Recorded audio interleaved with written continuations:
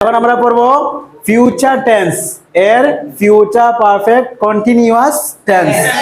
Future perfect continuous tense.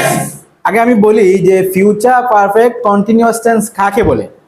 অর্থাৎ চলমান এমন কোনো কাজকে বোঝায় যা ভবিষ্যতে নির্দিষ্ট সময় ধরে ঘটতে থাকবে। ঘটে থাকবে নয়, কি করতে থাকবে? ঘটতে থাকবে। ঘটতে থাকবে কেন? যেহেতু এখানে কন্টিনিউয়াস চলে আসছে। ঠিক আছে, তোমরা বলো তো, তোমরা কি বুঝেছো বলো তো?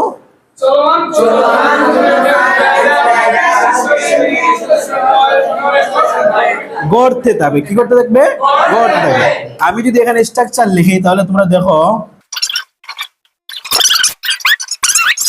অবজেক্ট। দেখো এখানে আমরা স্ট্রাকচার লিখেছি subject plus will have been plus main verb plus ING plus object.